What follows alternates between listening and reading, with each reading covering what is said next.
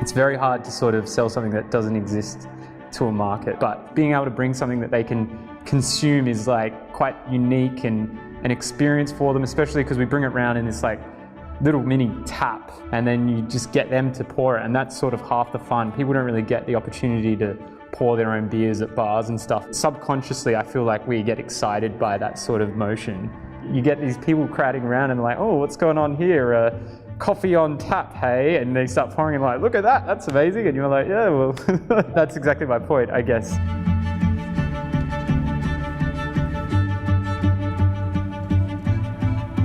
Welcome to episode 123 of Be The Drop, a weekly podcast sharing stories from inspiring people to help you tell your story and build success. I'm Amelia Veal, Director at Narrative Marketing and firm believer in the superpower of storytelling.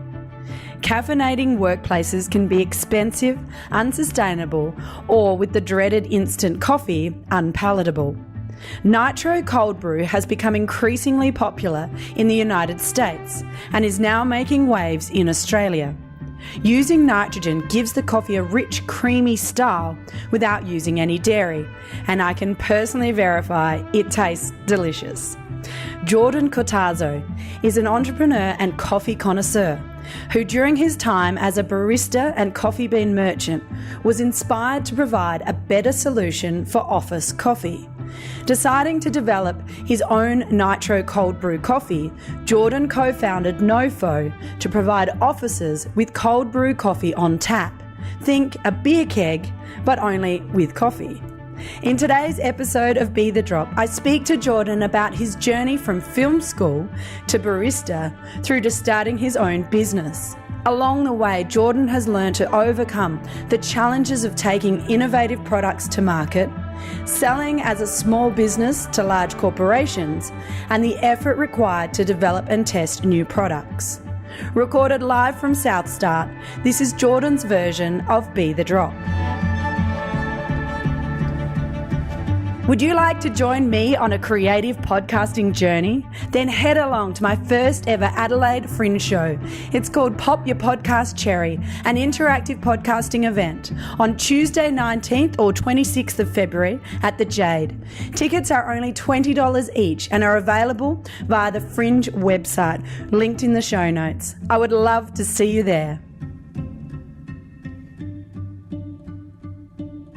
Thank you so much for joining me for the next episode of Be The Drop. No, it's cool. I'm excited. And we're going to talk coffee, so I'm excited. All right. Don't get too excited. Oh, look, I've got one here. I have a coffee sitting next to me and it's worth getting excited about. Okay, cool. So for listeners who don't get the joy of seeing my coffee or tasting it, tell us about your coffee journey. Basically, started in hospitality, slinging coffee to a bunch of people in the corporate world. I was working in a building under PwC and I'd caught wind from someone working in the building that they'd been employing baristas. They were spending $20,000 on commercial coffee machines, which seemed a bit excessive to me. So I thought if there was an easier way to sort of supply coffee to people and get people caffeinated, decided to try something different and create something that exists in the US already called Nitro Cold Brew, but combine that in a sort of more of a startup-y way and try and target something that hadn't been done before, which was supplying coffee directly to offices on tap. And sure enough, here we are. So I'm going to get some photos. We'll come downstairs and take some photos because I feel like otherwise people are like cold nitrogen coffee on tap. Yeah, it sounds fun. It does. But so we'll share some photos so people can go and check out the social channels and have a look. But explain this to me because it's cold coffee and it's got nitrogen. Yes. What's going on? So basically it's black coffee. The nitrogen infuses into it same way like you would like carbonate a beer. Creates these tiny little bubbles that are a bit smaller than like carbon dioxide. So it's not exactly sparkling. I'd say it's probably more like creamy, almost like a milk-based beverage. And the whole idea is it's sort of producing this black coffee with the texture of milk, but there's no milk in it whatsoever, which in today's day and age is people's bread and butter because everyone's pushing away from milk and moving to your nut milks and your alternative milks, stuff like that. So being able to provide something that's like completely dairy-free is pretty unique and a bonus in today's day and age. That being said, like I said, it's quite popular over in the US, and I guess the idea is to sort of start bringing people's attention to it over here, and get them drinking Nofo. Yeah, and we were talking about this yesterday, that it's a much better alternative than pods, Yes. which a terrible coffee, Yes. and B, create a lot of landfill. So Yeah. this operates by it looks like a beer keg, and you've got the tap, and then this coffee goldness comes out. Well, yeah, it's essentially like glorified beer brewing.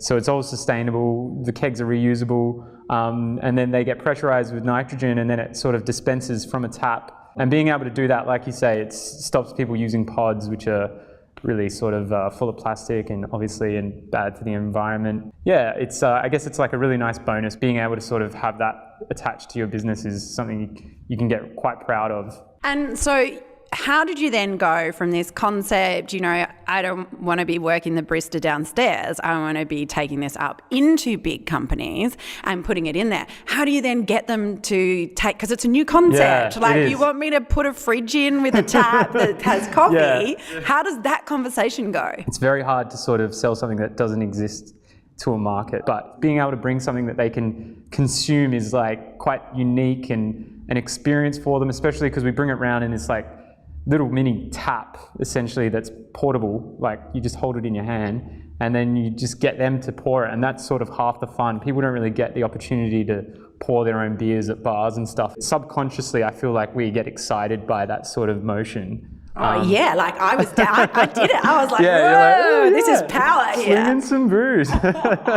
Yeah, literally just pulling a lever. I know, it's the small things, right? Yeah, exactly. But that's exactly my point, I guess. You get these people crowding around and like, oh, what's going on here? Coffee on tap, hey? And they start pouring and like, look at that, that's amazing. And you're like, yeah, well. And so, obviously, you've got to break through and get there and they can try it. But Yeah. one of the most important things is going to be that the coffee tastes good, right? Yeah. Because otherwise they're not going to want to keep That's trying exactly it. right, yeah. So how do you go about managing that process? This has always been my philosophy. It's not about catering to the wider community. Like, as much as you want to be able to produce something that's like, hey, everyone loves this, as much as it is, hey, actually, this is what I like, and this is what I like, so I'm going to supply the world with what I enjoy drinking. So this is how I like my coffee.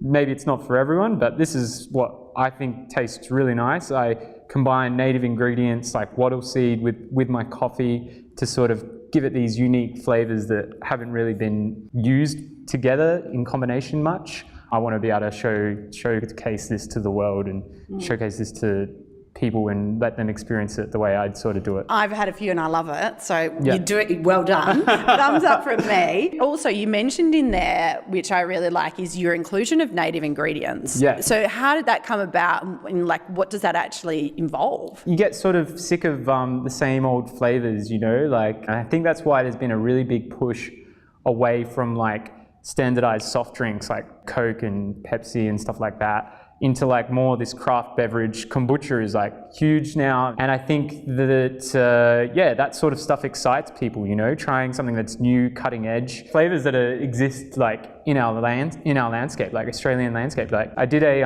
foraging course with this famous guy in Sydney. His name's Diego. He does this foraging course in Sydney. It's great, and you go around and you're literally picking up weeds out of the ground and you're like eating them, and you're like, I walk past this shit every day, like my dog's probably taken 1 billion dumps on all these plants, and here I am eating them. But I shit you not, some of the flavors that you try is like the most ridiculously different and weird shit ever, to the point where this guy is killing it. Like, he's this forager, and all these like big gin distilleries and like breweries are going to him and being like, hey, we want you to teach us like all so we can incorporate these ingredients into our products. And so I think that really opened up my eyes a little bit to what we had around us, and being able to use the land that sort of exists around you. And I wanted to be able to incorporate that into what it is I provide. So it's really exciting to see. I mean, the Adelaide Hills Distillery here. They use the green ant, the green right? ant. I know, right? Yeah, I know. Absolutely I know insane. Steve and Fiona who own that. And that's probably one of my favorite gins. Oh, it's unreal. Like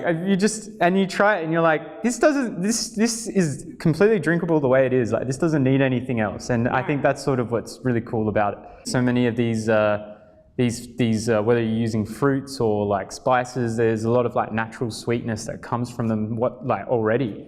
And so you don't necessarily need to move back to having these super sugary drinks, like using refined sugar. So then for you, like you mentioned, the challenge of getting in and selling to big corporates. What have been some of the biggest challenges along this journey, getting it up and going? I mean, I think when you're creating any beverage, there's a lot of like honing your recipe, and especially because I'm not sort of just packaging something and bottling it.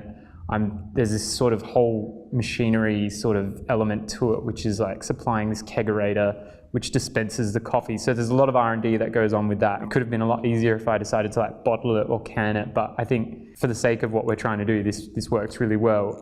I guess in terms of supplying offices, the biggest challenge is always getting through the doors. Like, trying to be able to break down someone like a Fortune 500 company isn't exactly easy, but that's not to say it's impossible. Just because they might not necessarily say yes initially doesn't mean that it's not going to happen down the track. It's just about baby steps, along the way. It's just about educating people with that sort of that system and being able to get them to just continuously consume something as much as possible. Yeah, well, I mean, but I think once people have gone into, good coffee, they don't want to go back to well, that's exactly right. They don't want to go back to like, I can't remember the last time I had an instant coffee. Yeah, well, there you go. I'd rather not You'd be have surprised. one. My mum actually prefers instant coffee, so... Does that hurt? Well, I don't know. And you mentioned as well that you have a background in film as well. I tell us this part of the story. What was that? I actually went to drama school back when I was studying at uni, so... Not that that's a real degree, but I guess it is. But yeah, that was sort of, I guess that sort of has been applied to business in some sense, like that sort of creativity that I enjoy and being the freedom to be able to do things the way you want to do. I feel like that's very in line with like what entrepreneurs do and stuff like that.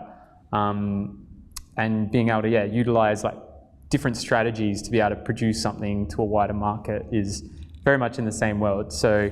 But also, you're very charismatic, and I feel like in sales, that playing the role, that's a good point. That's going to help because it's yeah. tough. And if you can go in there as playing a role, it's going to make it easier. Well, maybe it's not so much playing a role as it is being genuine and knowing how to be genuine as much as possible, which is, I guess, what I try and do when I meet someone, just try and be as honest as possible. And for me, that's sort of like how I've approached sales as well, and it seems to go pretty well. Like, I was working in coffee sales, selling coffee beans to cafes and stuff as well. So, which isn't an easy thing to do, but it's very much, because it's such a tough industry to sell to, a lot of the time it relies on that person-to-person interaction and building friendships amongst cafe owners, which then, in turn sort of promotes the sale. I think what people also forget is that in some instances, it's like the fundamental criteria of like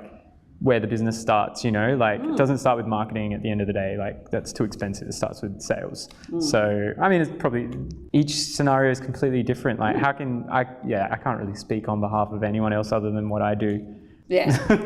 All right. Well, Jordan, I feel like we've covered it all here, and I've been fueled by this fabulous coffee. Thank you.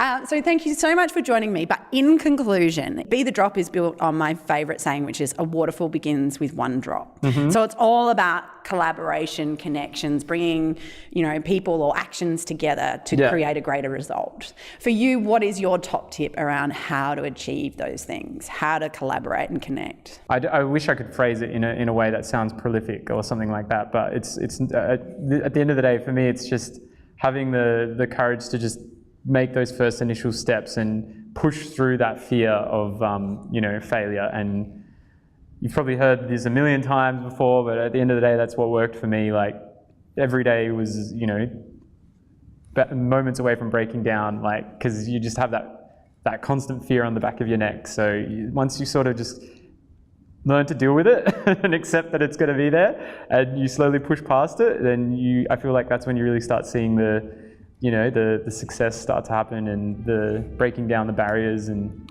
that's what I've sort of, I feel like is one of the most important parts, just doing it as much as possible. Yeah, fantastic. Well, thank you so much, Jordan, and I hope to see more office places fueled by Nofo in the future. Absolutely. I should probably give my website a plug, www.nofo.com.au. Cool, and I'll include a link in the show notes. Absolutely. Sweet. All right, cheers. Thank you. Thanks for joining me for another episode of Be The Drop. Don't forget to subscribe in order to ensure you never miss out on one of our weekly episodes. Be The Drop is produced by Narrative Marketing, where we believe that stories connect individuals and that powerful storytelling can positively impact the world. To unleash your storytelling superpower, visit narrativemarketing.com.au or check out our social links in the show notes. To contact me directly with any specific comments you have, you can email me via amelia@narrativemarketing.com.au. And don't forget that whilst a task or challenge may seem overwhelming, a waterfall begins with one drop. And look what comes from that.